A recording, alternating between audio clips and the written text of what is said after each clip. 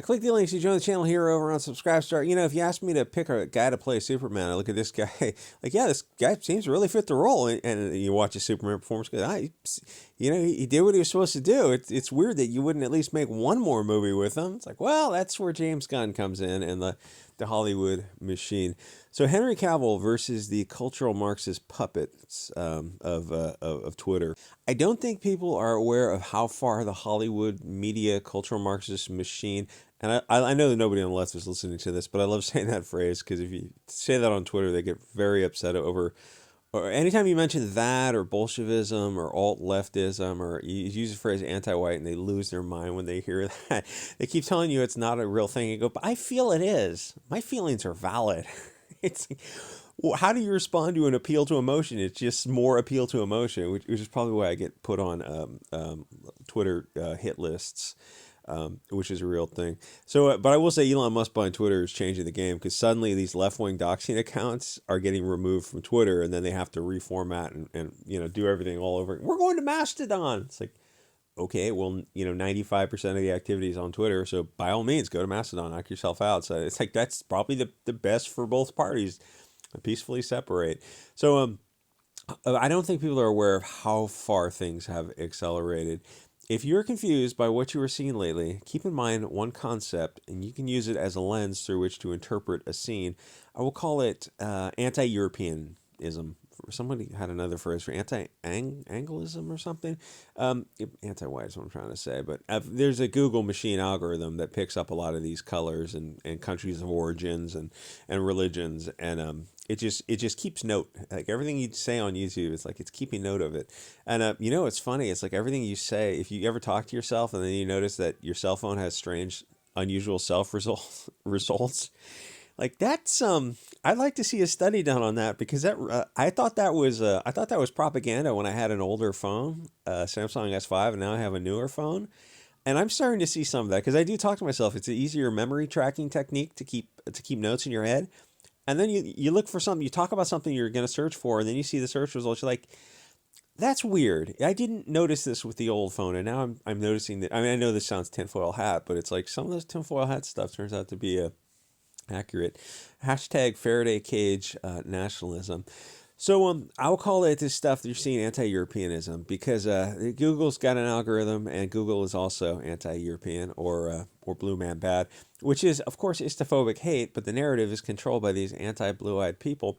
It's just a euphemism, but I bet the correlation between this hate and these blue and green-eyed people would shock you if you weren't paying attention. What happened is this anonymous post comes out and says that Henry Cavill, I don't know, was difficult to work with on The Witcher because he wanted to stick to the source material, and the show was run by these woke cat ladies. Well, that's the first mistake, because woke women are always going to make woke cat lady cancer.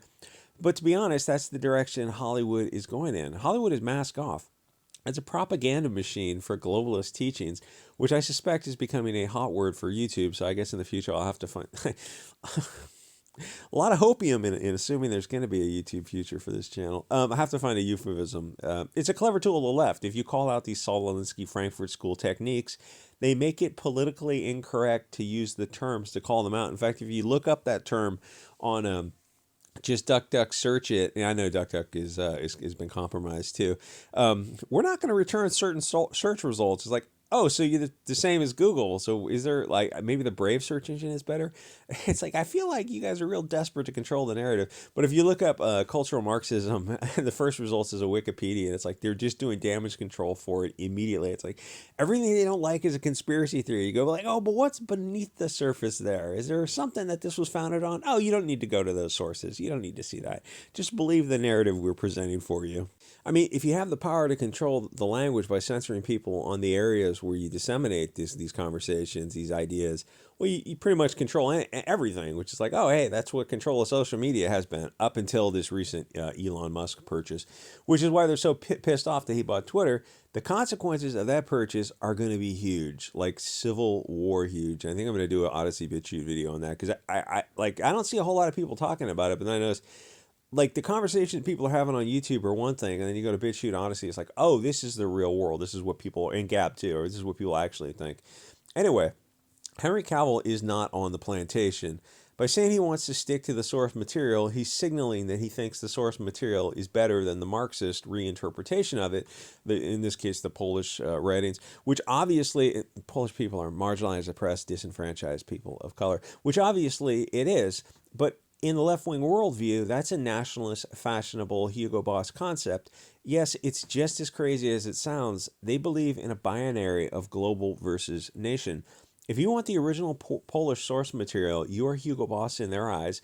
Even if Poland was literally invaded by Hugo Boss in 1939, these Twitter kids think that they're storming the beaches like their great-grandfathers, but if they saw what their ancestors believed in, they would disavow them and call them the Hugo Boss that they were literally fighting only 70, 80 years ago.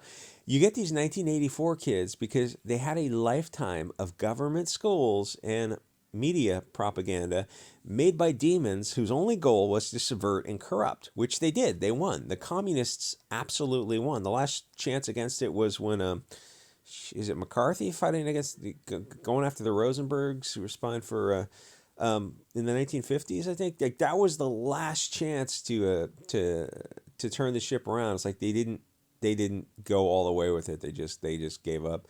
The communists absolutely won. It is a Pyrrhic victory, but every communist victory is a Pyrrhic victory, which I suppose the same could be said, to be fair, for unfettered capitalism. It turns into an authoritarian state either way, tyranny by the state, by a small oligarchy, or by the banks and NGOs. The end result is usually going to be the same for the average person. Anyway, if you've been sleeping on the culture war, the treatment of Cavill I don't know how to pronounce his name now that I'm awkwardly saying it. It comes as a shock. It doesn't to us because he has blue eyes and he isn't woke. I can tell you the story just based on this. In 2022, to be a European and love yourself is to label yourself the enemy. But if you're on the left and virtue signal how much you hate yourself, it won't matter because they will eventually come for you. You can't ever please people who hate you based on your origin. They hate you. There is no meeting in the middle. So this Reddit post comes out and says Cavill didn't want to be shirtless and objectified. It wasn't necessary to the plot, which I think someone here mentions Star Wars girl and some bizarre thing. It's kind of funny. It wasn't necessary to the there's wasn't necessary to the plot. It objectifies him. Which if he was a woman would be, well, I guess she probably wouldn't be shirtless. But you get the idea. It's like saying you don't want to be, like, you don't need to. This is not integral to the plot to make the seats wet. And he wants to stick to the Polish origin story, which is the deeper issue. That's the signal that he isn't one of them. The only point of Hollywood in current year is as a vector for propaganda. That's it. They have no interest in telling classic stories because classic stories are nationalist stories. Family, blood tribe, nation. Even saying that, like, it pings on their radar as some thoughts.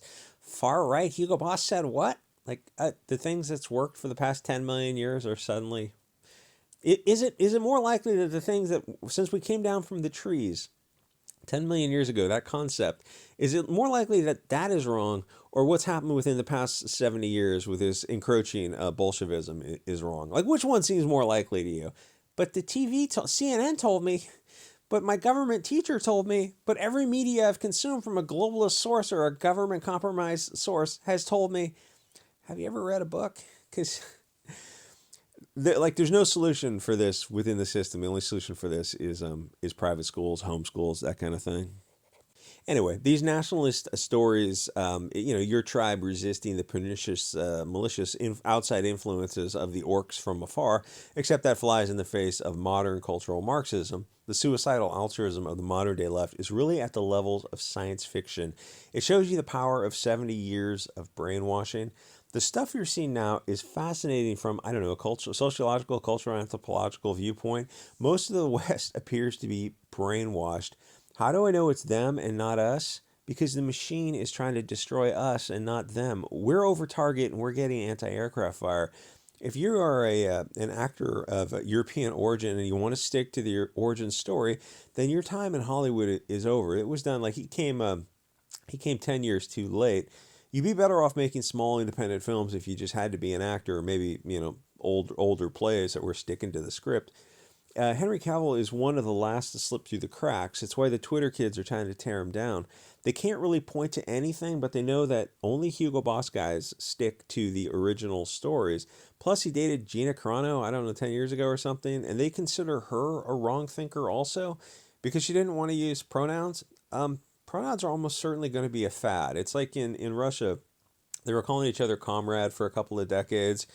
And then as like the communist dialectic predicts a greater quality of life, and like people were believing that for a few years, and then you saw the knock on the door at 3 a.m. and the horrors and the atrocities of the NKVD, and then it's like the wind got taken out of the sails, and people had to start to whisper and talk quietly about the situation, and they stopped calling each other comrades. It's like they parroted what they had to parrot, but nobody believed it anymore. The same thing happened in Cuba.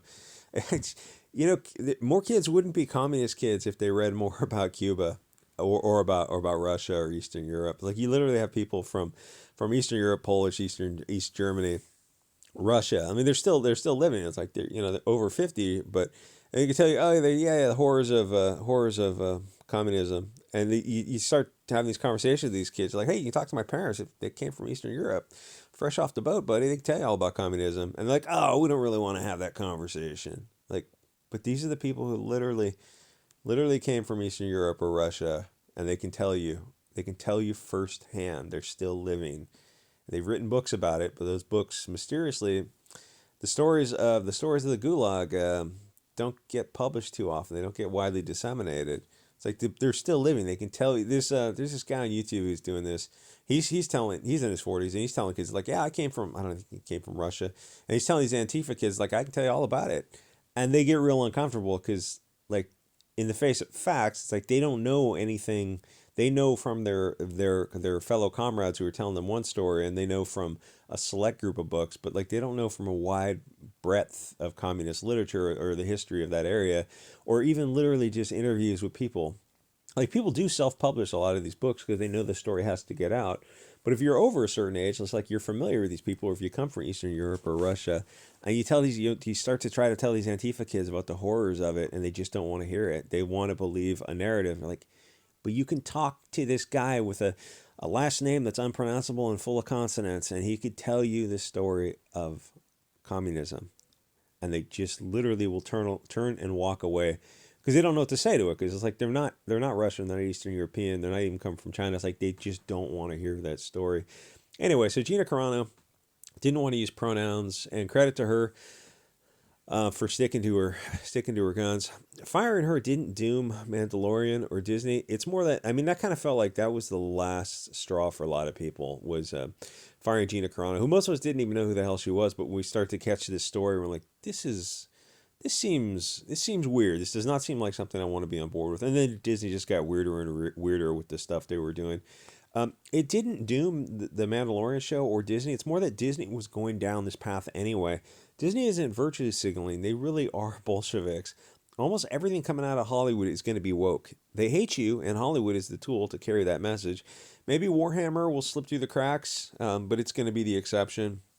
And it's on Amazon, but I guess it's not made by Amazon. It's made by, I don't know, some private production company, and Amazon's just carrying it. So that, okay, if that is the case and they want to try to stick... Warhammer's kind of a tricky thing, because there is this fashionable theme going through it, but it's like you have to play it very carefully, because nowadays you can't portray it as a really good thing. Which, I mean, like if the original Star Wars came out, I think like half the crowd would be rooting for the Empire. Like, hashtag Vader did nothing wrong. How dare you? They're the bad guys. Really? I think it could be interpreted two ways. I mean, I say that tongue in cheek, but there has been some interpretations of it if you just want to tweak the left. I mean, the left is coming out against this artificial intelligence artwork project, and I totally agree with them on this. Like, yes, human artists are better than AI. But to see them lose their mind over it, it's like you can't help but get in there and just say like stupidly naive things just to see them lose their mind. And they do. It's like I agree with you guys, but I just like to see. It's just like pulling the pin on a grenade, and you just throw it in the room, and you see these people just lose their mind over someone who could possibly go, oh, I don't know, I see the benefit to artificial intelligence art. It's like there's not an argument to be had. You look at it, and it's like it's horrible. It's not there yet. Anyway. The left also has this bizarre sour grapes and envy thing for good-looking people. The left wing are the first to judge and be very hateful. Just because someone is tall and good-looking, the knives instantly come out. They don't even seem self-aware of it. I mean, it's like, how hard is it to just eat less and drop a few pounds? But it's like it never occurs to them. And like you see these Antifa kids, like, I know why you're so angry, because you like, if you just ate a little bit less and maybe started walking a little bit more, I don't think you'd be an Antifa anymore. Like, I think you're trapped. Anyway, like, comment, subscribe, and I'll see you guys on the next episode.